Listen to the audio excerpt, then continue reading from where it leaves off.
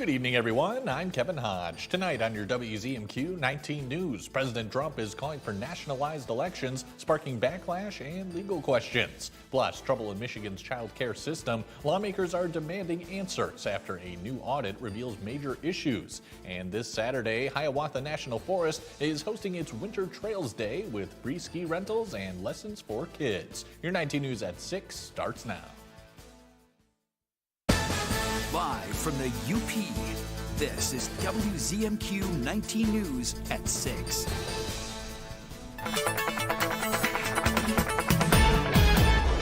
Kelly, good evening. Not too bad for temperatures today. What can you tell us? Yeah, good evening, Kevin. Not too bad is a pretty good way of putting it. It's definitely a lot more comfortable than what we've seen, but it's pretty much just a quiet winter day here in the beginning of February. We have our 19 News sky cam of downtown Marquette. At least we can see the roadways. No fresh snow for right now on our Doppler Max. We are looking good. Just the cloud cover moving in and out, but the temperature is into the lower 20s, and this is actually seasonal. This is what we should be feeling, so there's lots of relief in terms of those temperatures. It'll be slightly warmer or more seasonal tomorrow as well with some snow showers, and we'll break down your weekend in just a few minutes. Kelly, thank you very much. President Trump is doubling down that we should nationalize elections after he claims there's widespread voter fraud and refuses to accept the 2020 election results. His latest remarks came hours after the White House tried to walk back his comments, saying the president was joking. But some congressional members are not finding his comments funny. Our Washington, D.C. correspondent Rachel Knapp has more. In a podcast interview earlier this week, President Donald Trump said Republicans should take over voting procedures in 15 states, but did not specify which states. And on Tuesday, he again floated the idea they should nationalize federal elections. Take a look at Detroit. Take a look at Pennsylvania. Take a look at Philadelphia. You go take a look at Atlanta. Look at some of the places that horrible corruption on elections. And the federal government should not allow that. The federal government should get involved. Article 1, Section 4 of the Constitution explains that the states have the primary authority over election administration. Some members worry this is the administration's attempt to insert itself in election matters. Does Donald Trump need a copy of the Constitution? What he's saying is outlandishly illegal. We asked some congressional members about the president's comments. I didn't hear the president's comments about nationalizing. It would be great to have one standard across the country on how we cast our votes. In New York, I feel like our system, as we have it, works. There's been a little bit of judicial contortionism on, New York trying to get to a no excuse absentee, and they've done that. It's not being widely. Days of early voting, which I think is just the right amount of early voting. I think that's just rhetoric. Our Constitution is very clear. Elections are determined by state legislators. They determine the time, the place, and the method of elections. That was abused, obviously, in the past during COVID. It was abused by some governors. It was abused by some state Supreme Courts, especially in Pennsylvania as a leading example. No, we're not looking to nationalize, but we're just looking to make sure that every American's vote counts and is not canceled because of fraud and abuse. In Washington, Rachel Knapp, WZMQ 19 News. State lawmakers are raising questions about how Michigan handles child care scholarship payments after a new audit found communication breakdowns and call center issues. Our Michigan Capitol correspondent Sophia Murphy reports on what officials say they've fixed and what lawmakers say still needs work.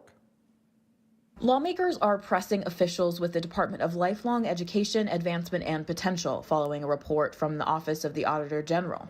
The report highlighted 7 areas of improvement, mostly surrounding communication. We concluded MyLeap's efforts were not effective. The audit revealed providers are not always notified when a child's eligibility status changed, which could impact when the state begins to pay for care. If somebody has provided care and they're eligible to receive that payment, we make sure that it happens. Lawmakers also question the program's call center, which received more than 123,000 calls during the audit period, with some callers waiting up to 50 minutes. No business can operate like you've been operating. They would have been closed, people would have been replaced, management would have been fired. The audit was completed in November. MyLeap officials say they've since increased staffing, expanded call hours, and added voicemail options to improve response times. The department also defended its oversight of payments and said improper payments are not necessarily fraud. If there is intentionality, we will swiftly refer that over to the Office of Inspector General, who is equipped to do those investigations and determine whether or not fraud was committed. The Auditor General plans a broader review of the program, including potential payment risks, starting later this year. But MyLeap says they've already begun resolving the findings within their first audit to ensure the best communication between the state and child care providers. From Michigan's capital, Sophia Murphy, WZMQ 19 News. This Saturday, the Hiawatha National Forest is hosting its annual Winter Trail Days event. From 11 a.m. to 3:30, the Rapid River Ski Trail is offering free rentals for all ages and free ski lessons for children. The last few winters saw such little snow that the event had to be canceled or postponed, but this year's conditions are ideal. Organizers say Winter Trails Day encourages Delta County residents to enjoy recreational resources in their own backyard. So many folks don't know what's out there, and we just have these beautiful trails. It's a perfect opportunity to try snowshoeing or skiing for the first time. You get to meet with the Forest Service, meet with our trail partners, and enjoy the beautiful fresh air and woods. Winter Trails Day is a partnership between the Hiawatha National Forest, Delta County Non-Motorized Trails, and Brampton Bike and Ski, where attendees can reserve their rental gear in advance. During the upcoming UP 200 weekend, the opportunity is still available to purchase a round-trip ticket to the halfway point. You can take the Mush Bus from Marquette to Grand Marais to cheer on the sled dog teams. The Checker Bus will depart the Marquette Holiday Inn around 11 a.m. and return by around 6. This will give the ample time to explore the community, visit with mushers, and take in plenty of the UP's history. We get to know one another, and then of course coming back, the mood is different because we've gotten to experience those sleds coming in and people at the finish line and the bells and the whistles and the dogs and getting to talk to all of the people involved. Mush Bus tickets are $40 with around 20 still up for grabs. We'll have more details on our website. Your first warning weather forecast is after the break. Kelly lets us know if we have any more snow on the way. We'll be right back in just a couple minutes.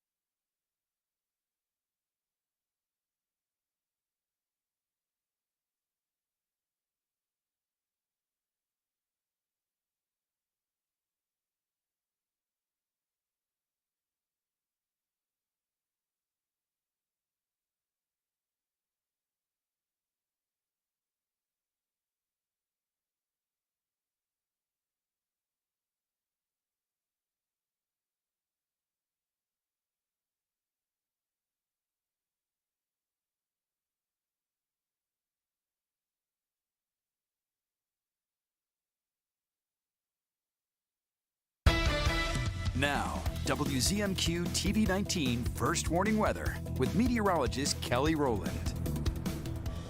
Welcome back. Thanks for being here. Maybe you're trying to get through that midweek slump. It is cold, but it's actually seasonal. We've seen some and felt some slightly warmer temperatures, which has brought us up to exactly where we should be. And it's really quiet right now on our Doppler Max. No snow. Fresh snowfall for this evening. Didn't pick up any for today. 1 degree above average for the high. It's nice to be on the flip side of that. I know it's 1 degree, but look out.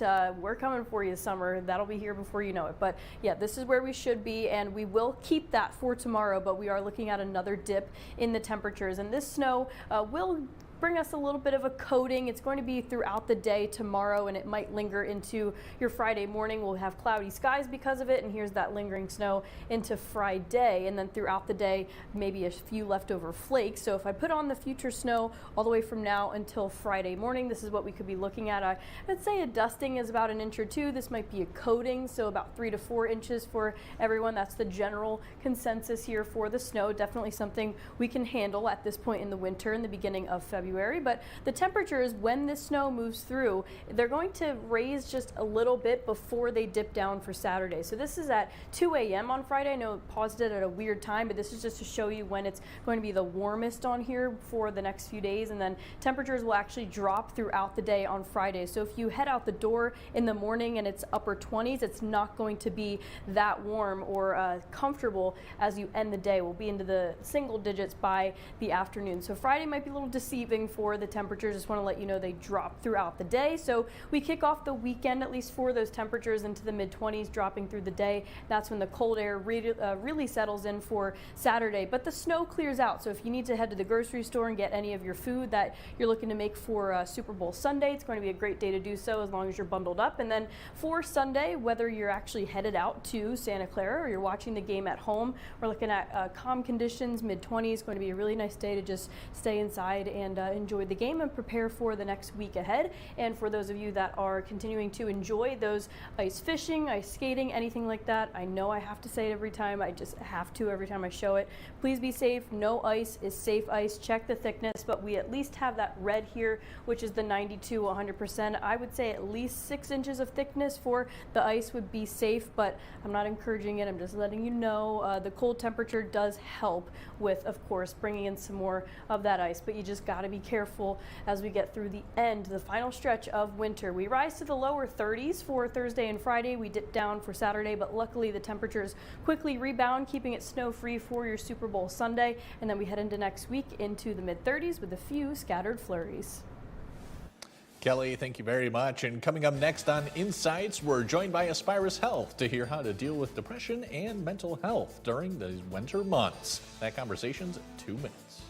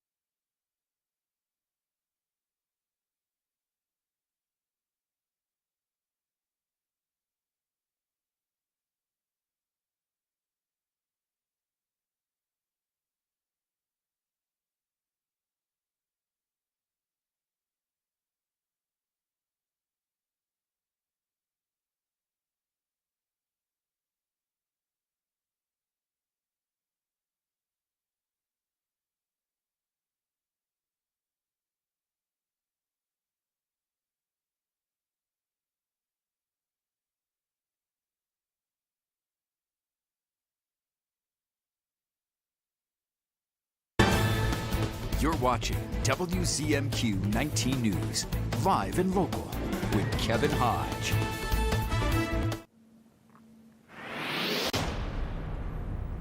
Welcome back, everyone. For many, the start of a new year brings stress, anxiety, and depression. We're joined today by Dr. Jason Bombard, a psychiatrist with Aspirus Health, to learn ways to manage those feelings. Doctor, thank you so much for joining us. Thank you very much for having me here today. Absolutely. So let's start off with this. Why does the start of a new year often increase stress instead of relieving it? Well, there's a lot of reasons that this can be a hard time of the year for some people. For one thing, we have a lot of anticipation building going into the holiday season. And the holiday season itself is one where we have a lot of people around. We have the excitement of the holidays and a lot of things to distract us from the bad weather and other things that occur this time of year. Once that's all over, sometimes we're left feeling a little bit empty. The people have gone away, the presents have been opened, the tree is taken down, and now it's just 3 to 4 more months of winter left to deal with. Sometimes we're also burdened with some bills and things like that left over from the holiday season as well that increase our stress. So there's a lot of things that are going on right now, not even to mention the weather situation that we experience this time of year here. Right, absolutely. And why are so many people starting the year already kind of feeling exhausted or maybe even burned out? I mean, part of that is purely a biological function of the weather and the lack of sunlight that we do have here. The Midwest is actually one of the highest regions in the country for a seasonal affective disorder and other depression issues in the wintertime. In fact, over 50% of people in the Midwest do report some degree of depression or anxiety that occur. And January and February tend to be the worst of the months for that. A good reason is because, like I said, we're past the fun times of winter, and now we still have quite a ways to go before we get out of it. So you don't even really see the light at the end of the tunnel yet. Right. And so what are some early warning signs of burnt out people and the signs that they shouldn't ignore, I guess? I think one of the big ones is when people start to withdraw from social activities. Sometimes they'll have a little more irritability, decreased performance, not able to get things done on time, just feeling like they're not 100%. There's also physical symptoms too. Headaches are common. Sleep disturbances can be very problematic, especially because of the darkness that we have. We don't get our natural signals to sleep at the right times. And a lot of us are going to work when it's dark out and coming home when it's dark out, so we don't ever get to see some of that sunlight. But yeah, if you're starting to notice anything that just doesn't seem like you, if you're just not acting the way you feel is what you think is normal, that's time to really look at it and see what needs to be done to make a change. Sure. And are there any small, achievable habits that actually can make a difference for mental health? I think there's a lot of those. And I think one of the good things about some of this things that people are experiencing is it's not necessarily the same as a pathological depression where it really does need to be more of a medication-based approach. There's a lot of small things that you can do to really help you feel better this time of year. A big one is to make sure that you are getting those connections with other people. Like I said, once the holidays are over, a lot of us, the family goes away. We don't have as much connections. We don't get out and do things as much because it's cold or there's just not a lot to do. So making sure you keep those connections with people, making sure you have a good sleep schedule. Try to make sure that it's about the same time every night and that you're getting good sleep. Set some goals that are achievable.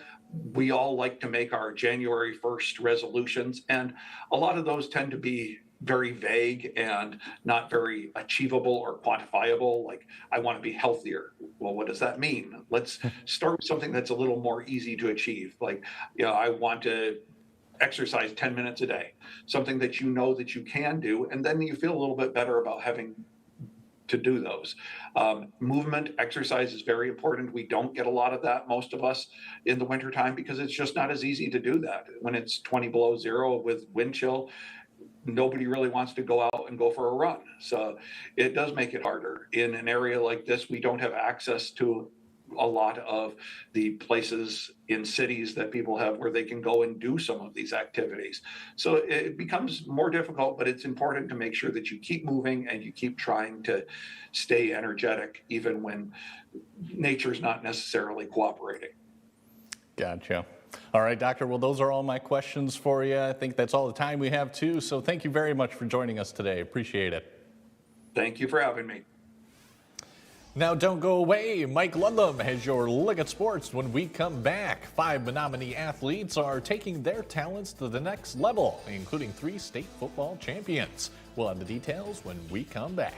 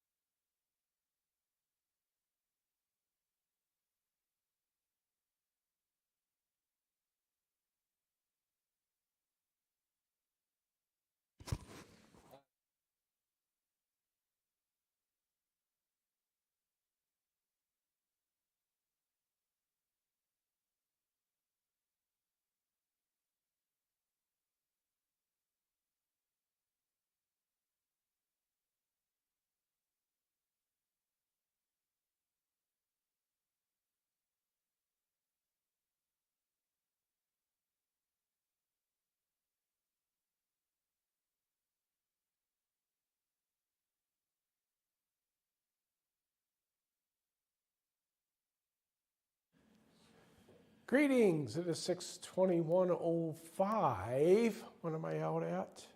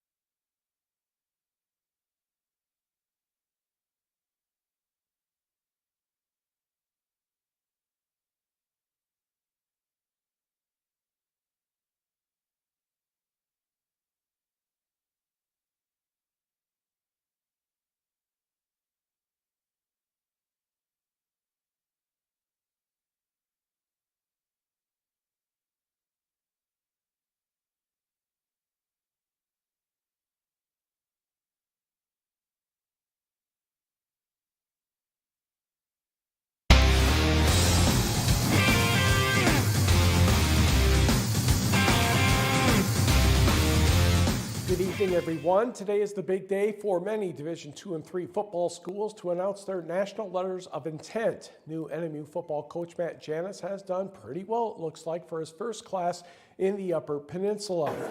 Marquette Senior High School has 7 football recruits alone, 5 going to NMU, 1 to Michigan Tech, and 1 to Minnesota Duluth.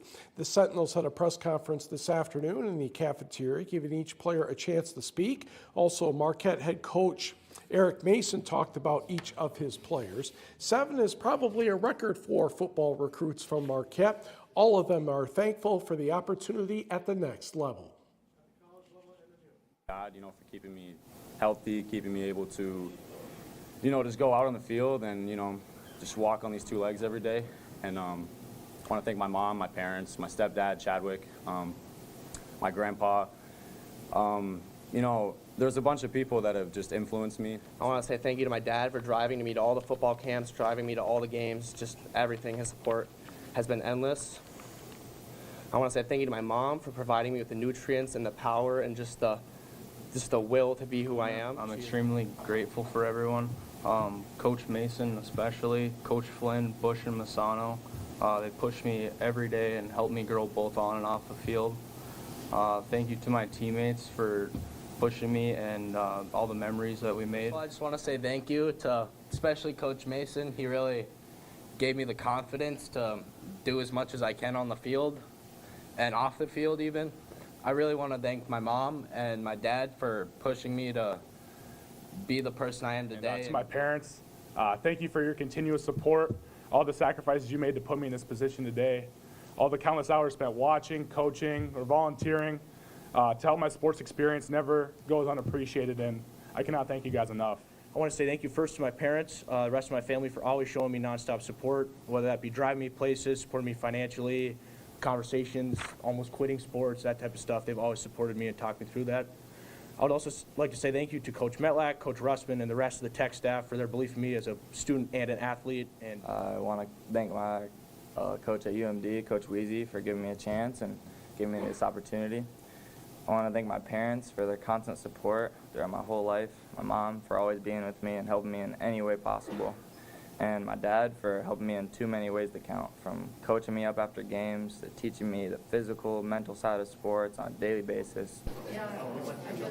Now, we have not received a complete list from NMU, so let's go on to the next video, which is 5 Menominee athletes have signed NLIs. 3 state football champions from last fall are in the top row. Starting from the left, Landon Dagno will play football at Michigan Tech.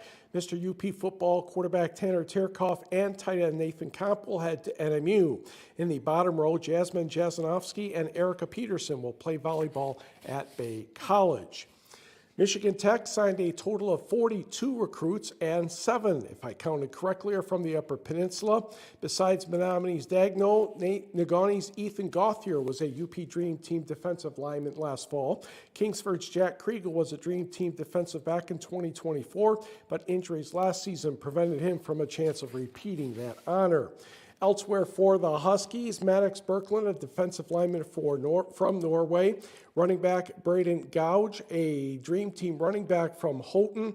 And a UP honorable mention, Louis Salmi from Westwood. Also in GLIAC football, multi-talented athlete Daniel Connor Jr. of Lantz was a UP first-team tight end. He'll go to 2-time national champion Ferris State as an offensive lineman. Connor was a 2025 All-Region player in Division VIII, and he also played in the Native American Athletic Foundation All-American All-Star Game. Norway High School standout Elliot Kramer will head to Wisconsin and play for St. Norbert College. Kramer was a UP Dream Team defensive back in the 8-player division. Also a teammate of Connor's, Matthew Rankin, was a special mention wide receiver. He'll attend Mesabi Range in the state of Minnesota. And another player from the 8-player ranks will head to the state of Minnesota. Superior Central's Jack Ledesma was a defensive end for the Cougars. He will go to Crown College in St. Paul. Mickey Lolich, who had 3 complete game victories for the Detroit Tigers in the 1968 World Series, died today. He was 85 years old. The Tigers did not really specify, nor did Lolich's wife, about the exact cause of death. Of course, Denny McClain was the star, but Lolich was the MVP of that World Series with 3 victories. And we will be right back.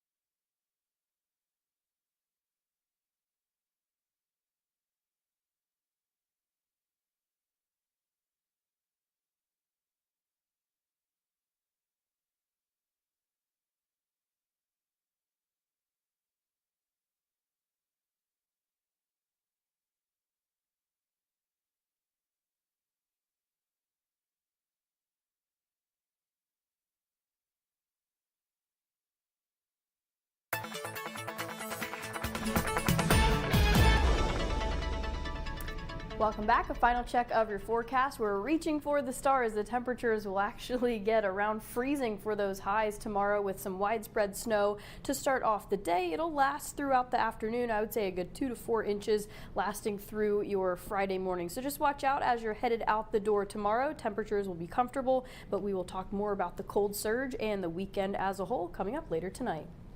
Sounds good, Kelly. Thank you again. And that's when we'll see you later tonight at 11:10 Central.